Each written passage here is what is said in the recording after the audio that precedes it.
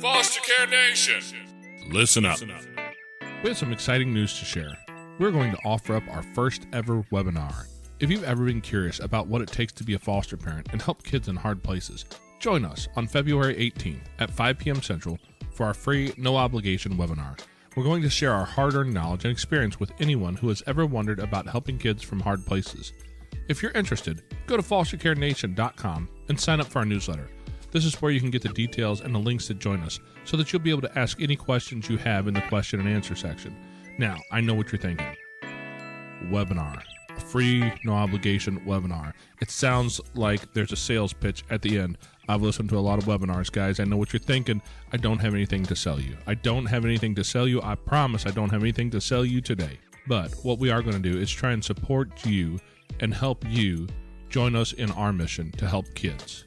And if that's what you're interested in, come see us. I promise you, we're not selling anything today. We're just going to offer up our experience, our knowledge, and trying to help some people who are interested in helping kids. As you can tell in the background, I have some kids. They're here, they're noisy, and I'm not even going to try and quiet them down at this time, because I am not going to get that down there wound up out there, but you know what? They're happy. And that's what we're looking for. We're just trying to provide a safe place for kids, trying to help them through some of their traumas, some of their things, and make this world a better place. And if you want to join us on that mission, we welcome you to show up February 18th at 5 p.m. Central. Like I said, fostercarenation.com. Sign up for the newsletter, and that's where you'll have all the information come out. Thank you so much.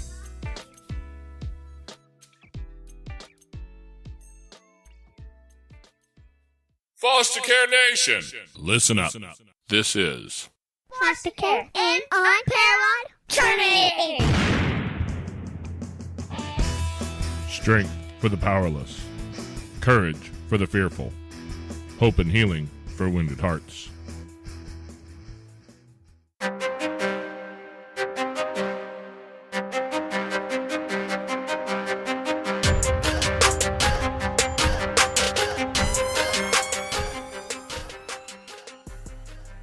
Hello and welcome back to Foster Care, an Unparalleled Journey with Jason and no Amanda. She's off taking care of important stuff again today, so it falls to me today. So I have a guest here, Sherianna Boyle.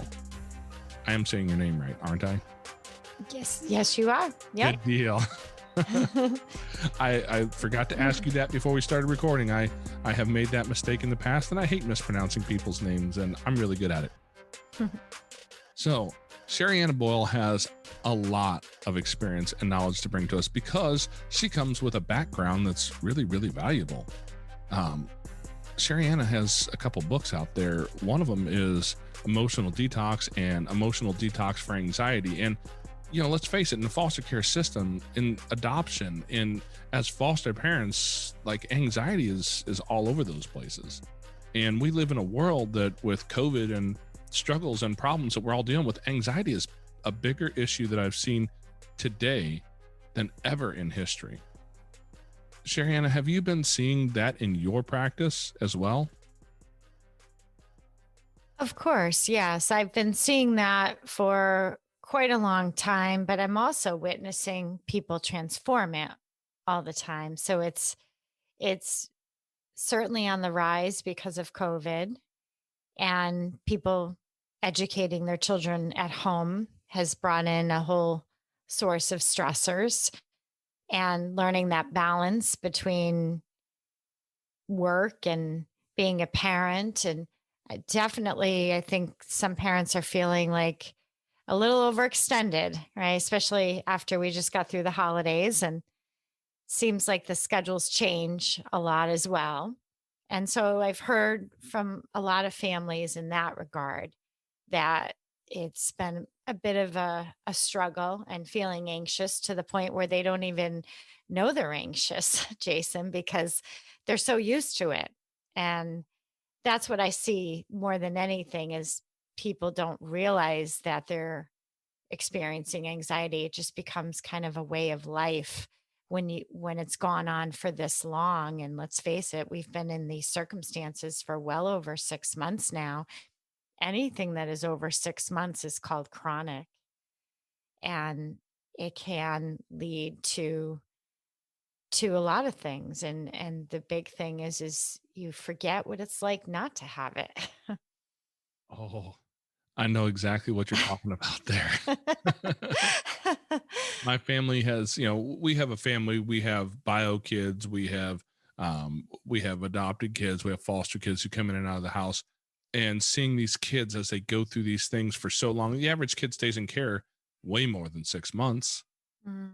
And so if you were, we'll just pick an age, 6 years old, and pulled out of your home and thrown into somebody else's home, a stranger's house, and you don't really understand it, and now you're with different people who might eat different food, who go to a different church, who put you in a different school, have different set of rules. Nothing is the same.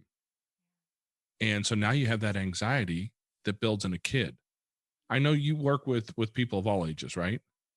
I do. Yes. I mean, my roots are as a school psychologist. That's really how I entered the field of psychology. Is I worked with a lot of families in crisis, a lot of foster care families as well, and children being removed from homes,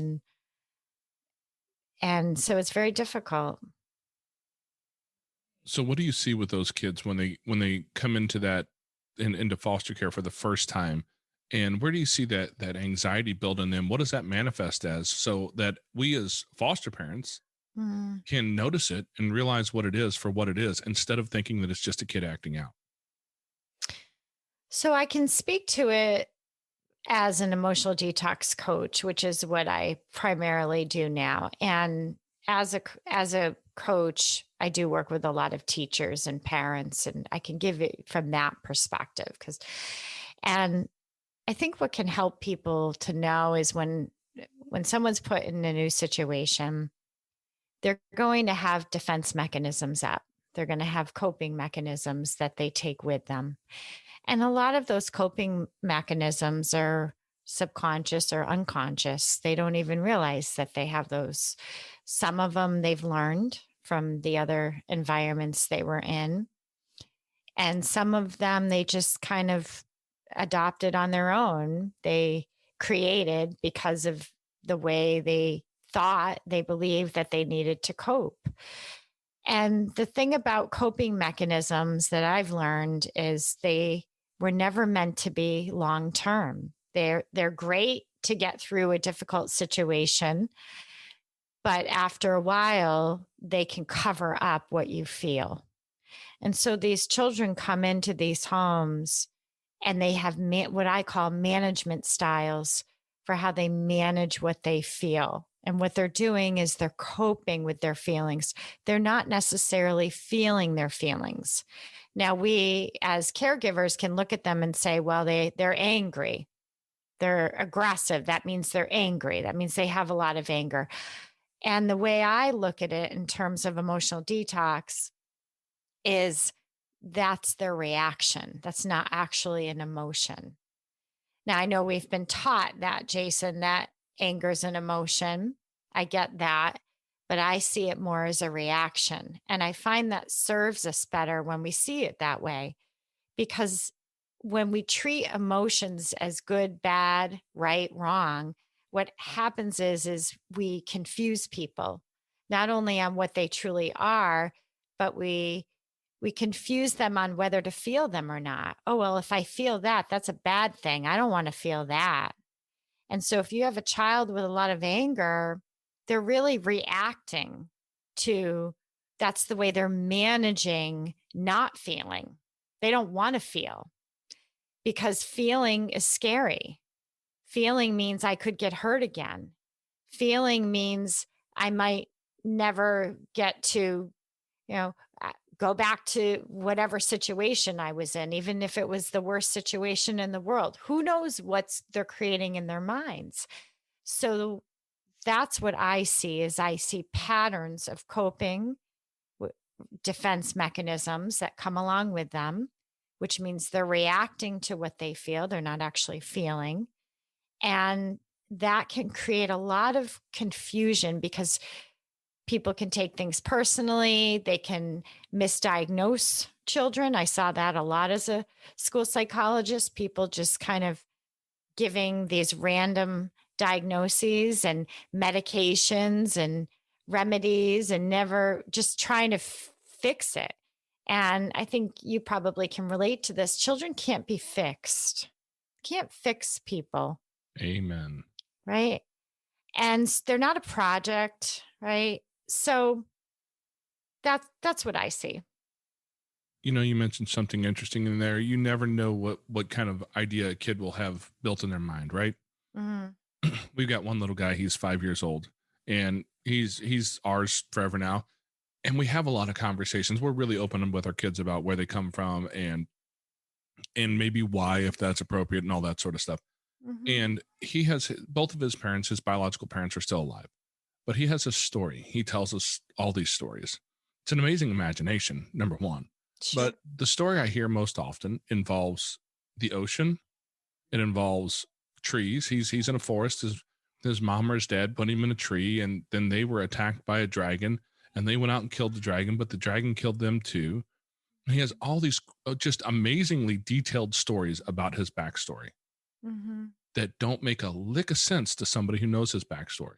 Because Right. when he was less than 2 weeks old, he came to stay with us. Hmm.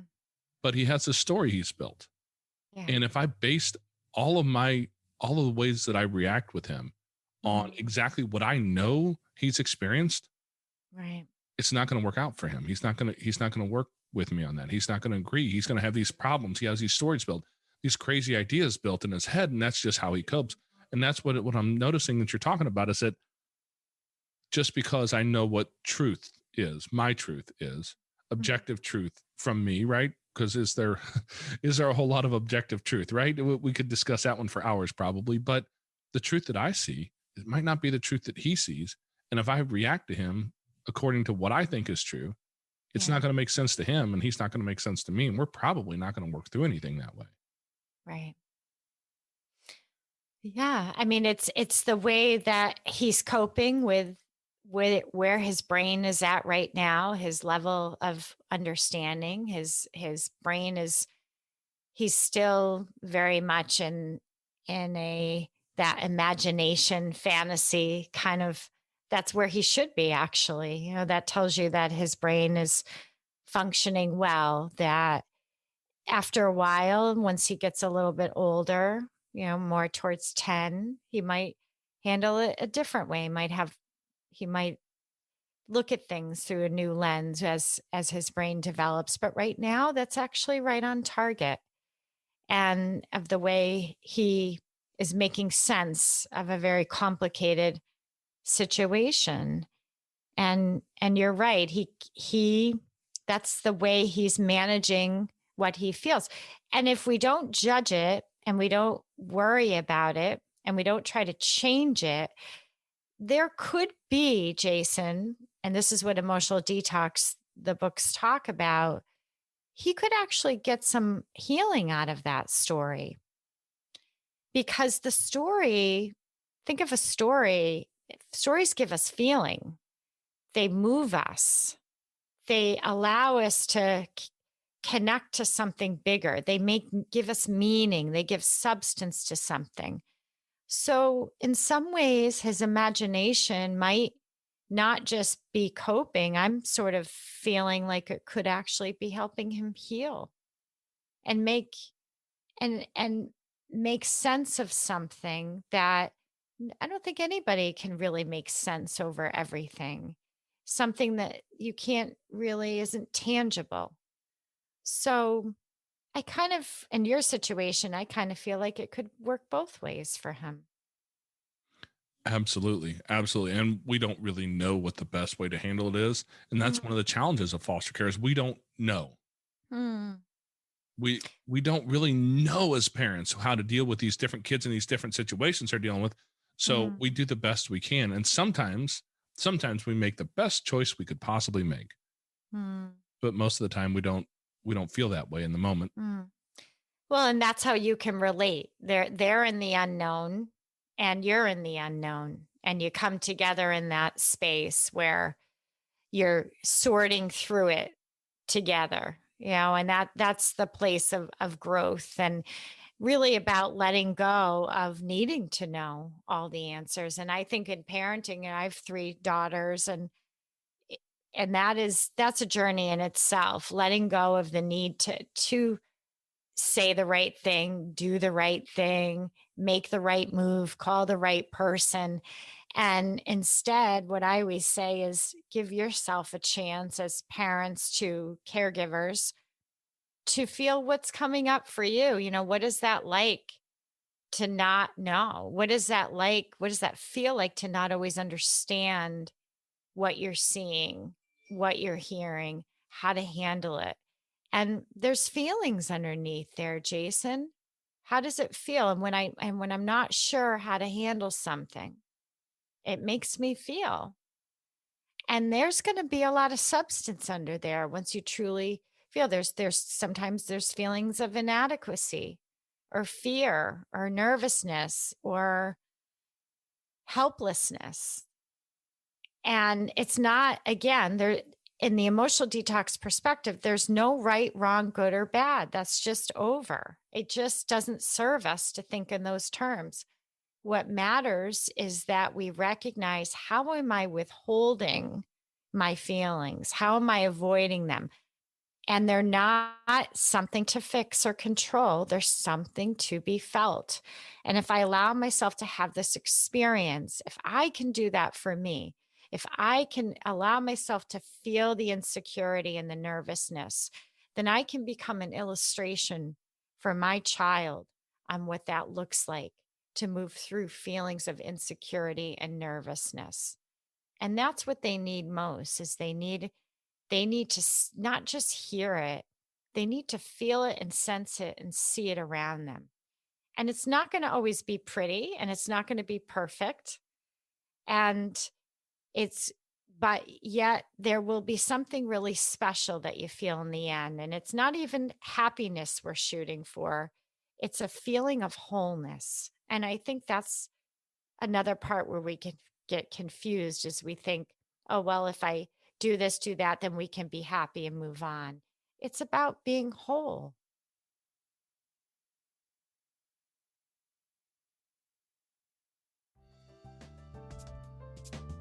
Hey there, Foster Care Nation.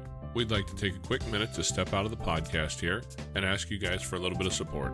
If you could share an episode with people, friends, in a group, with family, anywhere where there's somebody who would like to hear this. Also, if you'd like to join us and support our mission, a couple dollars a month would be really helpful. You can find us on Patreon at patreon.com/fostercarenation. Now back to the show. I love that, because I've known for a long time that the goal in life is not to be happy. Happiness is a fleeting emotion. It lasts for a moment. Mm-hmm. And I've been struggling for the right thing to put in its place. Is it meaning? Is it finding that meaning in your life? That's one thing. I like the idea of wholeness, though. Can you talk about that just a little bit so that people can understand what you mean by that feeling of wholeness? Because some of us, I think, have struggled to feel that in our lives. Well, it's one of the feelings that you get. It's one of the ways you know when you've processed an emotion, is it just feels, you feel a sense of wholeness, meaning there's nothing to say, there's nothing to do, there's nothing to change, there's nothing to fix. It's a sensation that you get that this is I'm going to let this be. I'm going to leave this alone. I don't need to sit up at night and worry about it and analyze it. I'm just going to feel it as it is. And really you get that from emotional processing. But first you have to recognize, how am I reacting? Take the lens off the child, because yes, they're in reactivity. Remember, you're dealing with brains that are changing and bodies and hormones that are up and down and this way and that way. And they're not reading themselves properly. They're not able to understand, well, this means hunger, this means fear. Like, it's very, very confusing, because when you're imbalanced inside, when you're restricting your feelings in the way that a lot of people do, what happens is you don't read yourself. You don't have a clear understanding well, this is what my head says, this is what my heart says, kind of thing.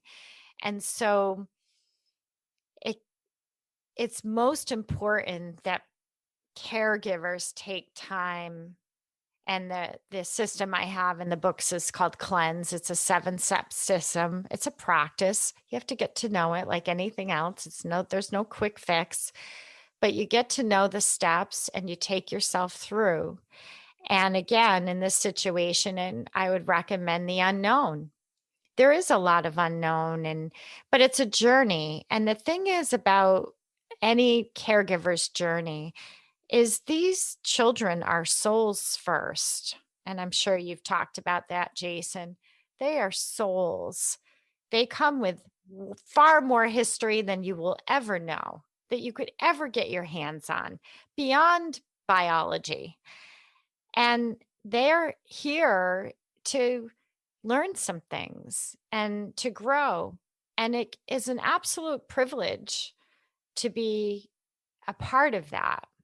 And if we can just look at it that way, that it's a privilege to be a part of your growth and expansion, and ask for guidance. Don't be afraid to get up in the morning and say, I accept and I understand this is a privilege to be a part of this. And I understand that if I heal myself, that I will help this child heal, because very often we are part of their pattern. They've picked us because we've got a similar pattern in us. Maybe it didn't show up the same way through the foster care system, but it's there, I guarantee you. So when we clear the pattern of reacting and avoiding our emotions, we can all grow together. So it's like a garden. Instead of a few plants thriving, the whole garden is able to thrive and grow together. And that feels really, that makes you feel whole when you see the whole garden, right? Not just a few things. You know, I think that's a lovely description of what you're talking about. But there's one thing in there you mentioned that I think is really important for us to touch on. And that is that oftentimes when you're dealing with kids, when you're in your own stuff, it's really easy to look at a kid who's doing something and they choose to be angry. They choose to be aggressive. They choose, when a lot of times it's more of the ability. And recognizing their ability to understand those emotions. And then the same thing for us as well, to, do we have that ability to choose our own emotions as well, to feel that, to process through it? Do we have that ability yet? Or is that something we need to work on so that we can create that and then model that for the kids in our care? I think everybody has to work on it, Jason. I don't know if anybody has gotten the full picture. And it's like it's like one of those darn toys you get in the mail at Christmas and the instructions suck. and you're like, this took me, so long, and I had to figure out another way to put it together. It feels, when it came to emotions, like the same thing. It's like we all were given a little bit of information, but we weren't given the whole picture. And so we have to give ourselves some slack here. We have to give ourselves a break, or cut ourselves slack, right? And just know that, yes, we learned how to identify them. We are getting way better at talking about them. Like you said, we talk about it with our kids, and that's wonderful that they have a family where they can have open dialogue about these tough situations and keeping those lines of communication open. But the part of the equation we kind of minimized is the feeling part. How do we feel our emotions? And it doesn't mean we talk about them. We feel them. And the best way we can teach children is learn how to do it ourselves first, because otherwise it's going to be you as a caregiver manipulating, controlling, feeling. Right? So if I can manage my child's feelings, if I can make them feel better, calmer, balanced, whatever, then I'm going to feel better. You're talking to me right there. Are you familiar with the Enneagram? The numbers of the Enneagram system? No. Okay. It's just a personality typing system. And for anybody in the listening audience who is, I'm a hard 5. fives exchange emotion for data, and we love to look at things, learn things. We don't feel things very much. And that's something I've struggled with for a lot of years. And I know I've struggled with that. I don't feel emotion very much at all. And as a reaction, I don't emote a whole lot as well. And I've seen that play out, how that plays out in some of my kids. You know, I have my oldest daughter would have been 24 now, and my oldest son is 22. I have a 20-year-old. So I've seen like the full gamut play out, and I have as young as 5 and 7. And I can see that and know that I need to work on that.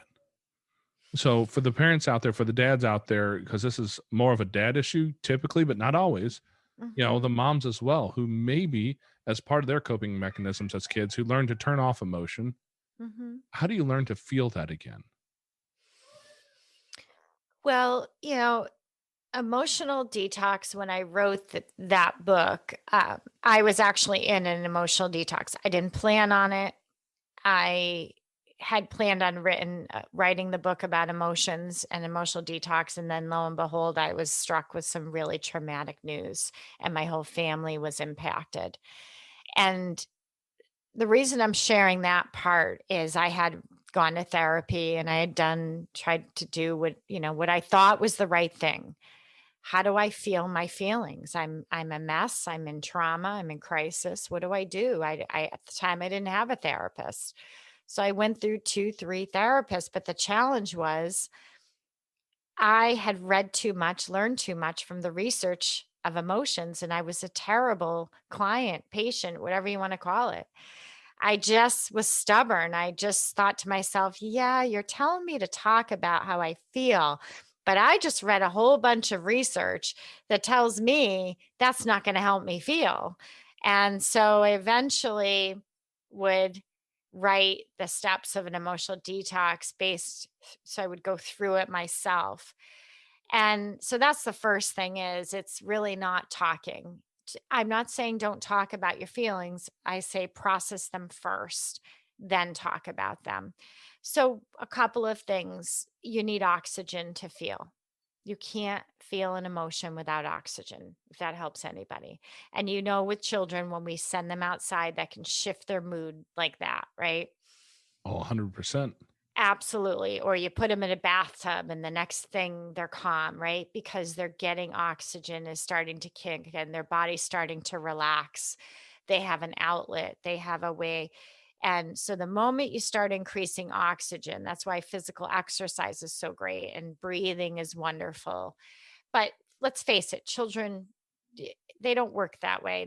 When you tell them to exercise, they look at you cross-eyed. What? Go tell them to play, right? Tell them to play, skateboard, bounce a basketball. That's a whole lot different than go get some physical exercise. So oxygen is key for us caregivers. And then we have to notice when we're not feeling. And what does that look like? We're very distracted. We're looking at our phones. We're thinking all the time. We're planning. We're problem solving. If you're heavy in that, then you are avoiding what you feel. And you'd be better off to just pause, sit down. And that's where the cleanse system can be really, really helpful. Do a couple stretches, get in your body, even just a little neck stretch, over the head stretch. That will also increase oxygen once you start stretching. And then just check in and say, okay, this is what's happening. I'm yelling a lot at the kids. How do I feel right now? And just give yourself, what's it feel like to be me right now? And then, Jason, you just breathe. You don't answer the question. You don't get into the dialogues. You don't get into the history. You just take a breath. That's it. And then there's several other steps after that. What it's really about, and what the cleanse does, is it's about feeling what's showing up, releasing all the reactions. You're probably a perfect match for those kids, Jason, because they withhold feeling, right, as a survival thing, and you withhold feeling. And so you're actually the perfect parent for them because once you start to feel and loosen that up, you're going to loosen up a pattern, a soul pattern that exists between you and that children. That would be the greatest gift that you could do, is recognize. And when I avoid my feelings, right? And it makes me feel, and just breathe. Don't get into it. Don't revisit anything. And then there's several other steps that you would guide yourself through in the cleanse that would help you land in that space of groundedness and wholeness as a person, and a space of reassurance that, you know what, I'm exactly where I need to be right now. And I'm going to trust the universe that there's a lot of love and support around this family right now. And we're going to trust that for all of us. And we're going to receive it, and we're going to accept it. And we're going to stop pushing it away and pretending like we're in this all by ourselves, because you're not. That sounds like a lot of stuff that wouldn't hurt me to I need to order a book here. Aw. Now, let me, because not everybody's like me. It took me a while to figure that out. The world is not all like me. I don't know why. They should be. It'd be simpler, but they're not. My wife, opposites attract, they say. And now we understand a little bit of why, but my wife is the exact opposite. My wife operates in emotion very, very, very well. She understands what she feels. And, I can have an average day where I feel like 3-4 emotions, right? And she's like, what are you talking about? That was the last 30 seconds for me. So what about the people who are on that side of the spectrum as well, who feel those emotions constantly and tend to end up overwhelmed by a lot of it? Okay, so this is the emotional detox perspective. There's only one emotion, and that's love. Everything else is a reaction. I'll say that again. There's only one emotion, and it's love, which feels very whole, by the way. Everything else is a reaction. That means if somebody is feeling overwhelmed, they're probably reacting as well. It just looks like they're over emotional or sensitive or wearing their heart on their sleeve. And I'm not going to say that they don't have those feelings, but they're revisiting them. That's one of the ways that if you need an emotional detox, is you revisit the same 5 feelings over and over again, and the frequency is high, right? You and your wife probably have similar patterns. You just deal with it different. Oh, absolutely. So she manages by maybe right? The overwhelm could be a form of management. And I can totally relate to her. I do that too as well. I know that when I get to overwhelm, if I'm in a state of overwhelm, I'm in a management style. I'm trying to manage everything. I'm putting a lot of pressure on myself. My expectations are too high. I'm feeling responsible for everybody else's well-being. That's when I know that's my reactive pattern, which I would just then say, okay, I need to feel something here, because I'm managing by telling myself that somehow I'm responsible to make this better. And that can happen a lot for women. They feel like it's their job. That's their job, is to manage the emotions of others. And you're doing the same thing. You're just doing it differently. You're kind of minimize your feelings. Yeah, you're not wrong there. You're not wrong there. And that overwhelm is something that I think you said it perfectly, because my wife and I have had a lot of discussions about this. We both come from we have difficulties in our background and our history, some of the grief we've suffered as a family, some of the trauma we've dealt with, even with some of the kids we've had through our house. Some of the stories are just dealing with the stories sometimes is traumatic in and of itself that what these kids have been through. And we've had a lot of these conversations. And she said to me that's where she's at. She's trying to make it okay for everyone. Yeah. And that's not, I don't think that's possible, is it? Well, that's a great awareness on her part. She got some clarity there. but now she's just got to run it. Now it's about, that's how she's minimizing what she feels. She puts everybody else first. She puts it all on her shoulders. And so what I teach is, if you could feel your feelings, basically it's like filling your gas tank, right? She's not filling her gas tank. We don't want to go on a long trip, right? A long, challenging trip where we know there's going to be a lot of twists and turns and weather conditions, with a tank that's low on gas. And you're on a trip, you're on a journey. So she's got to fill herself up more. But that means feeling what she feels and starting to value that actually is going to be one of her greatest resources, and being a mother to these children, that she can fill herself up by choosing to feel, when I don't feel like I'm doing good enough, when I don't feel, it makes me feel. How does that make me feel? Inadequate. See where you guys might be similar. Inadequate, insecure, unworthy. There's the thread. Oh yeah, that sounds like conversations we've had. And we've been 20 years, we've had some deep conversations. Yeah. And I have to admit, like, I'm a guy, right? So I'm kind of simple in my thinking.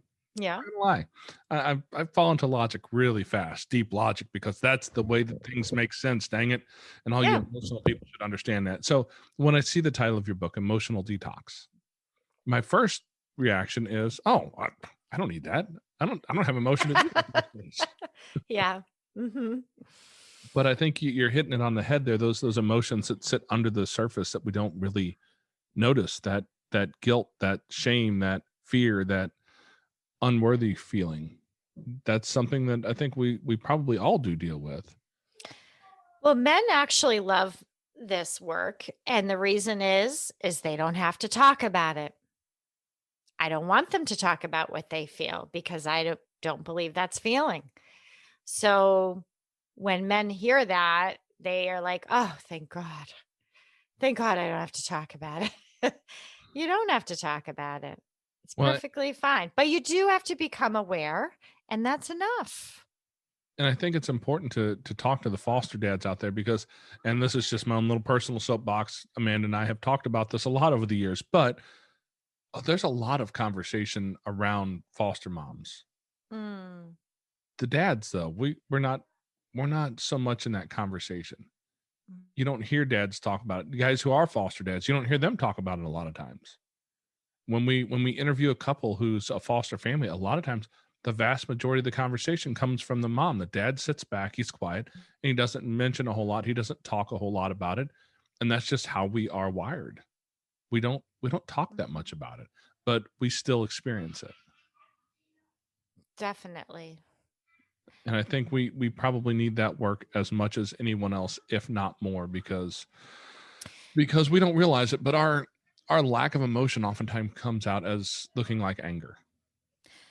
Well, there's a lot in that emotional detox that is my husband's integrated into the book. So we talk about marriage, I talk about family. So I think people can relate to the story of hardship, in a family going through a hard time. And really it just sometimes it just comes right in front of you and you can't avoid it anymore. Right? I mean, you can only avoid it so long, and then sometimes things get really bad and you're faced with it and you're like, okay, what do? I can either run and or hide or bury some more, or I can actually learn some skills here. And it's not work, it's really actually just being more of yourself, because I think it's hard to be fully feel like you. And that's the biggest benefit that I experience when I process emotions or teach people, is they get to just be themselves and not worry about pleasing other people, doing the right thing, saying the right thing. And it's such a relief just to feel like you can just be you. What does a parent who's really integrated this work into their life look like when they've finally integrated those emotions in and deal with them healthy? What does that look like for the parent who thinks that maybe this sounds like it might be useful, but I don't know if it's worth the work?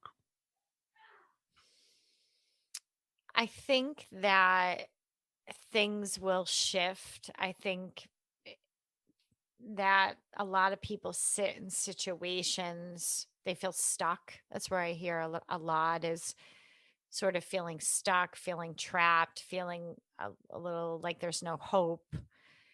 And what I've seen is things shift for them naturally without it's I think everybody knows inside what they need deep down, what they need, what they desire, what they what they want. And I think those things can get covered up by caregiving. I think we can put those needs aside, those dreams, the parts of ourselves that we would really like to explore, like creative parts of ourselves, pieces of ourselves get a little lost. And so, what I see with parents when they start to, this is a 10-minute practice. I'm not talking about a long thing. Once you learn it and you do this 10-minute practice of emotional processing, the cleanse steps, you start to find those pieces again. And you start to bring them into your parenting that, wow, I can actually be me. I don't have to give this up and that up, and I can bring myself into the equation again. And you find that people they simplify their lives. They realize sometimes that maybe their lives are a little bit too overscheduled or too complicated. I mean, COVID's done a lot of that for people as well. But those are some of the things that I've seen. I've seen marriages shift, partnerships shift, people stop fighting so darn much. I mean, I think the biggest shift was, one of those situations where there was a divorce and it was so bad that they had to like meet at the police station to do the exchange for the visitations. And I think that was one of my best, things I've seen when those people reconcile, aren't able to communicate, and there's no more fighting and finger pointing and all that kind of stuff. And the children get to benefit from a harmonious relationship with their caregivers. Hey there, Foster Care Nation. If you'd like to find yourself in a group with like-minded people, head over to Facebook, and you can find us at facebook.com/groups/fostercareuj. We've got a group over there where we talk about foster care, we talk about adoption, and we talk about all the things related. If your podcast player allows it, you can also reach down and hit that subscribe button so you get notified every week when we put up uploads. Every Tuesday, a new episode comes out. We'd love to see you next week. Now back to the show.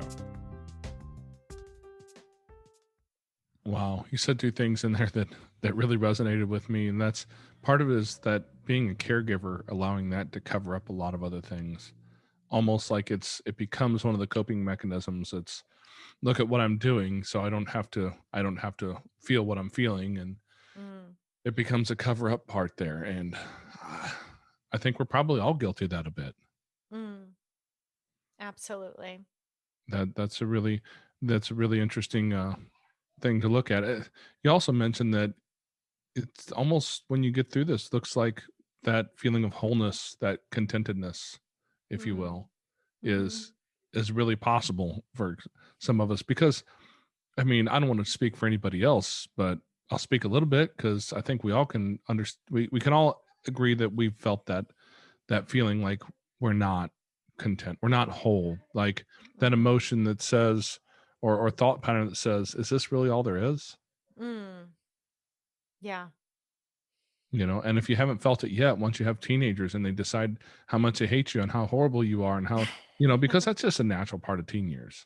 Absolutely. But man, dealing with that, there's days where it's that takes some struggles to get through and feel okay at the end of the day. Absolutely. Yeah, it's very difficult not to take things personally or hard when you're when you're really working your tail off and you're doing everything you can to help this person thrive and have what they need, or these children, and it can definitely wear on you. I've felt that as well, and it's always coming back to that place of balance and making sure that we take care of ourselves and our relationships, our foundation.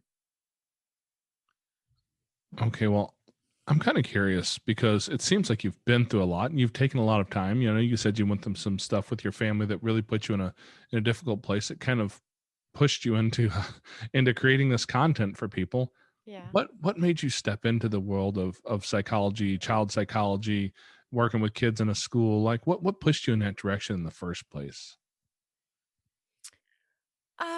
Probably. I mean, I grew up, my mother always called me her little therapist, so I was literally like her little therapist, but I must have actually liked that role because I ended up, that's what I do for my work.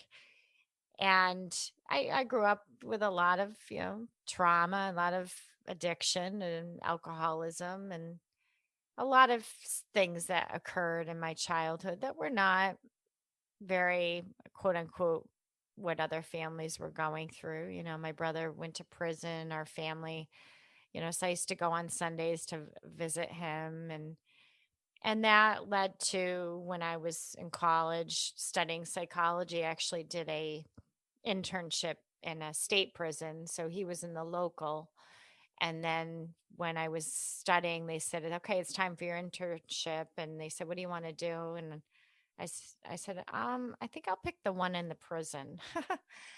And so I worked for a state prison, and really it was for moms.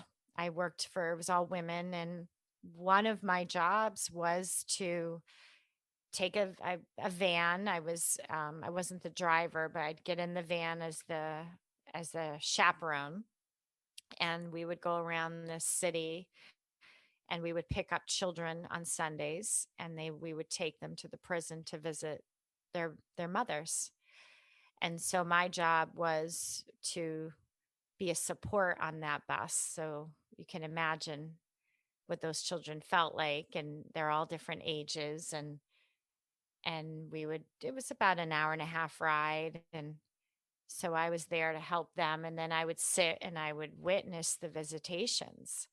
So then I would witness the moms visiting with their children. They had a limited time, of course, and then my job was to get back in the bus, and now I'm with kids that are a mess.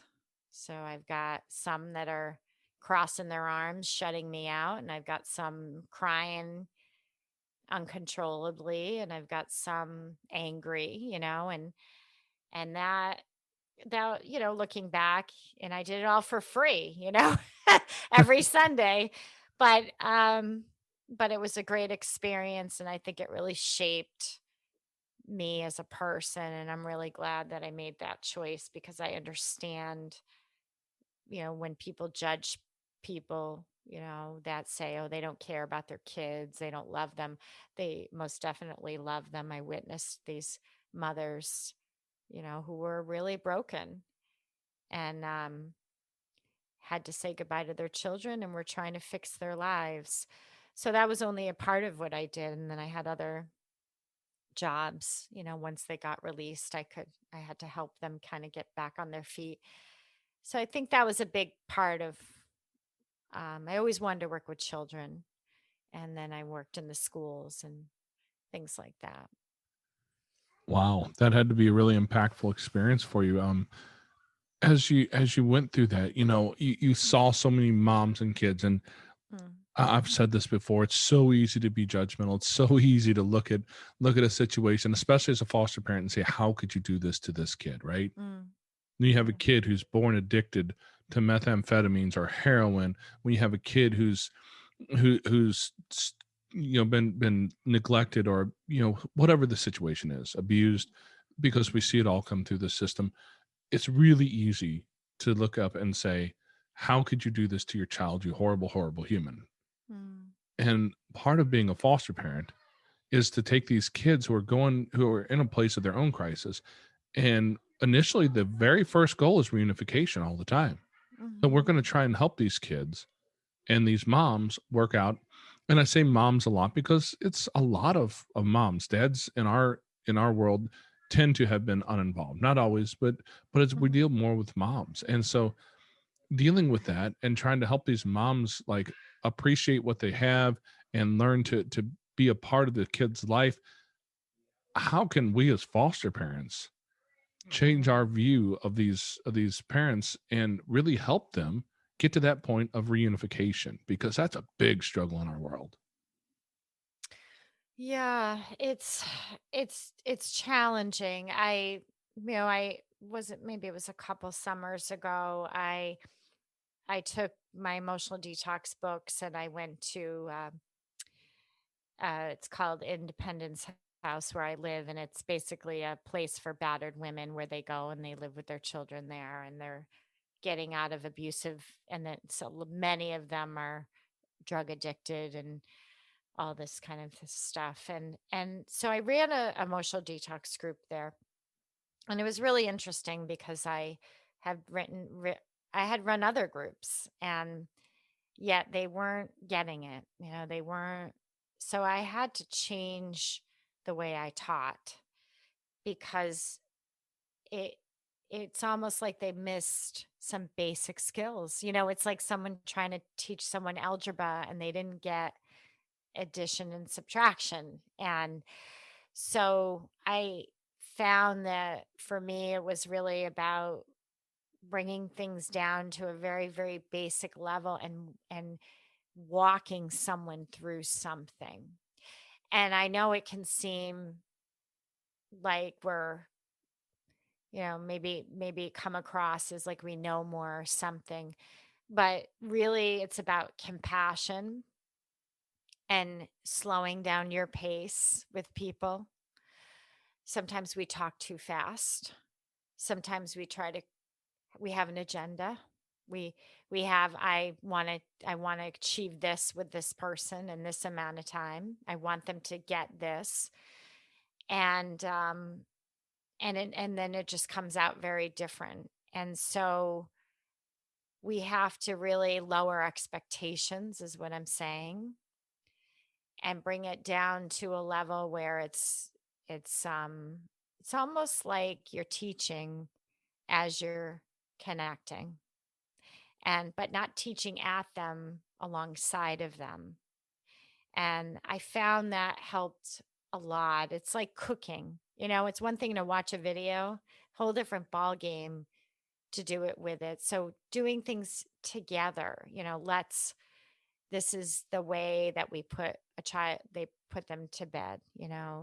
Would you be open to walking through that with me? Would you be open to watching how I do it? And would you be open to trying it out? And, it's a lot of skill building, and I'm not sure what goes on, but there needs to be a lot of support and basic teaching, and short, nothing too long, because they're struggling. Again, a lot of them are struggling with a lot of conflict, and they got boyfriends and girlfriends, and they're caught up in things that seem like irrelevant, but in their mind, it's consumes them, and the drug. So it's going to take time. I wouldn't rush the reunification.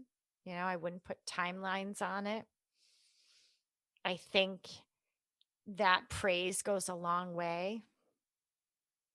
Really honoring and asking people how it feels for them. I know what this is like for me. What's it feel like for you? And I know in our minds we're thinking, oh, how selfish. How could you say that? How could you say those words? How could you not? How can you miss, what this child's going on in this child's life? How can you dismiss what they just said? How can, and all those judgments are a form of avoiding what we feel. So I would recommend we look at our own judgments, our own expectations, our own agendas, our own timelines, because they will get in the way. And everybody's different. But I will say, never underestimate the power of emotional processing. Process what you feel before they show up, process what you feel after you leave the situation, what that was like to be with this child's mother. How did that make you feel? There's a lot of emotion there. And if we go ahead. I have a friend of mine who he was sexually abused as a child, and he and I have talked about it quite a bit. And as a coping mechanism, he fell off into drugs. I think he said the only thing that he knows that exists that he hasn't tried is heroin. Mm-hmm. And so, he's really open about it in our conversations. But one of the things he's recognized about himself is he says, I feel like at the point where I started into drugs, when I really got addicted, that's where my emotional growth stopped. My emotional age kind of locked up there. And you're talking about, these things seeming different ways to a biological parent. And maybe if they're dealing with a drug addiction, we might be dealing with a 34-year-old teenager. Yeah. And we forget to factor that in sometimes, because you're 34-year-old mom, you should know how to do this. Exactly. Yeah, we assume they know that they, and the bigger thing is letting them experience what it feels like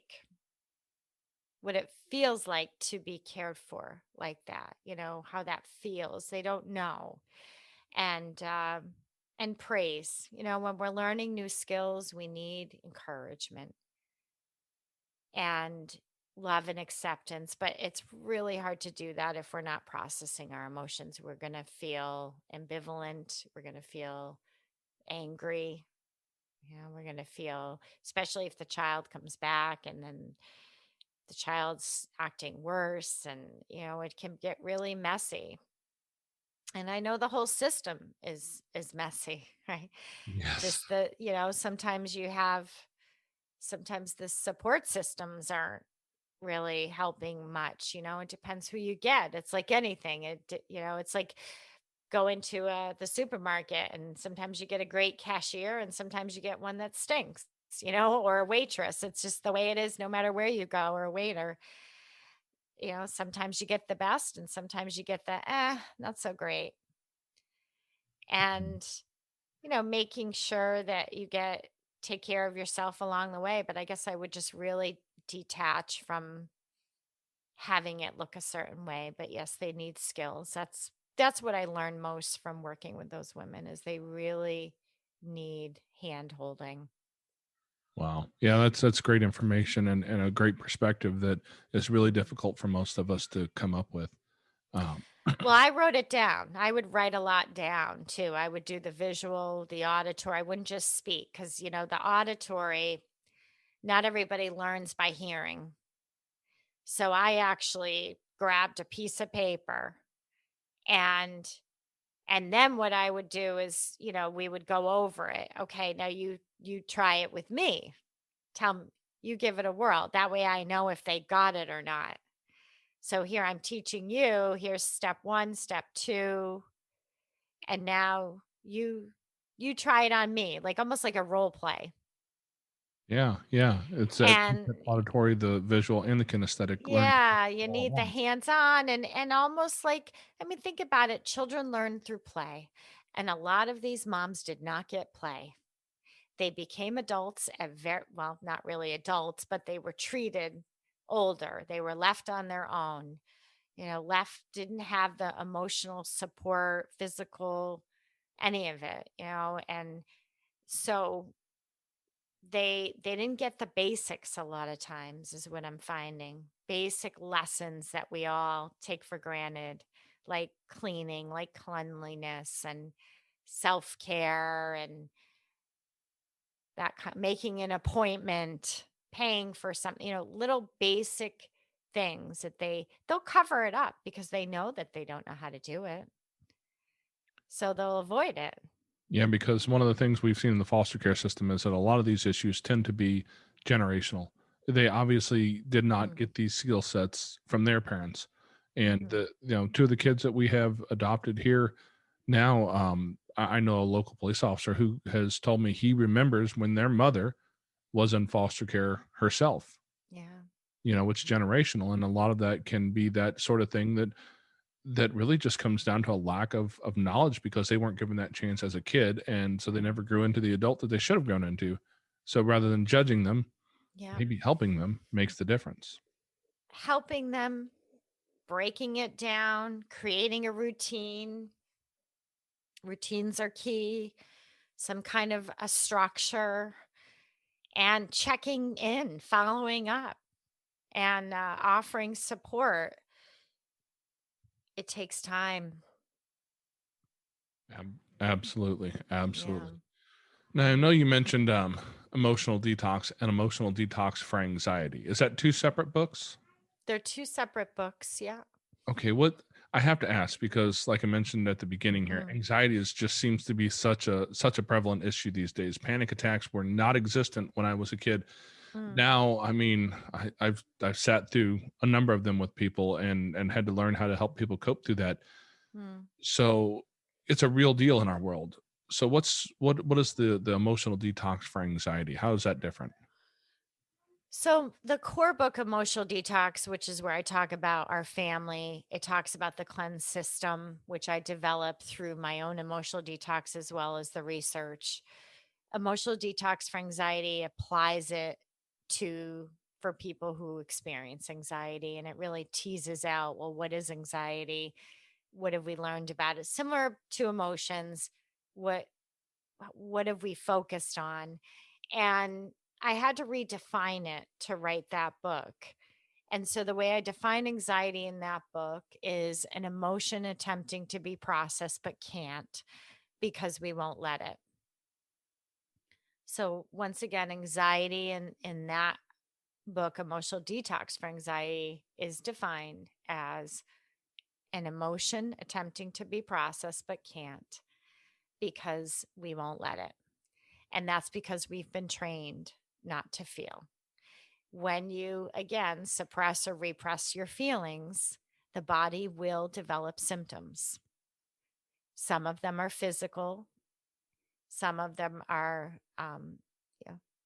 such as increased heart rate, nervousness, chronic worrying, trouble sleeping, eating, digestive problems, basically inflammation in the body. And so a lot of people will focus on, well, how do I make these symptoms better? How do I cope? How do I deal? How do I manage? And in Emotional Detox for Anxiety, I say, I don't want you to manage anxiety, because why would you manage something that you don't want? Right? Why would we manage something that is causing us problems? So I recommend that they learn how to process their emotions. And that book just kind of really gets into the step-by-step process, because people with anxiety need a structure. The core book, Emotional Detox, tells the story, which has been very helpful for people, which from what I understand and the feedback I get, is people get the tools and they appreciate them, but they really get it because of the story. They're like, I could relate to the story and it helped me make sense in my life. Emotional Detox for Anxiety is going to take it and it's going to put a structure around it, because people with anxiety need structure. They need consistency, and they need to know what to do when they're in that state. Because if you have like a bunch of different tools, you might try one, you might not, or you might try one for a little while, but this is an actual system that you integrate into your life. So that's what they're going to get out of that book. And believe it or not, they're very different. They're alike but different. You get it gets more in depth into the process, more structure. That sounds like it would be really, really valuable for a lot of people who struggle with that, because anxiety is not like some of us would like to believe. It's not a choice that somebody's, chooses to do that. You could just choose joy, right? Just choose joy. That's all you got to do. Just stop worrying about things. So simple. I wish it was that simple. I mean, you can after a while, but not in the beginning. Yes. And I've had to learn that the hard way. Yeah. Because, my wife, like I said, my wife and I are 100% different on that. And that's something she struggles with versus the things that I struggle with. And we don't understand each other sometimes. And it's really easy for people to begin judging one another that way, as opposed to working together. So maybe I need a couple books instead of one. That could make our life a little bit better. So I really appreciate you coming in here today, Sherianna. This has been just a ton of information, reaching into the place in our life with the kids that we deal with the people that we deal with, the parents that we deal with, and in our own lives with the things that we struggle with most, and we don't ever talk about it. Yeah. We want to hide that. That's that shame and that guilt that sneak in that we think nobody needs to know about. Sure. Yeah. I mean, it's really a sacred journey that you're on. It's an extremely sacred journey because whenever you're in a situation where the triggers are really high, and we can get triggered, that's part of this. Just know that every time you experience a trigger, meaning a reaction, that's a memory. Emotions that are suppressed are memories, and they're memories in us of our own trauma. And that's why we get so rattled. And it could be trauma from the bloodline. It doesn't even have to be from our own. It could be from our parents' trauma. So just remember that you're on a very sacred journey. The more you get triggered, the more sacred it is because it's memory. But you can dissolve and transform all of that by learning to process your emotions. Absolutely. Absolutely. Well, I really appreciate you coming in here and talking with us about this today. So Thank you. give me just a second here. Okay, Foster Care Nation, thank you for listening to Sherianna's story. Now take her knowledge and wisdom to heart so you can create love and healing in your family and community. Be sure to come back next week. We have new episodes every Tuesday. If you would like to share your story as a guest, you can reach out to us at fostercareuj@gmail.com.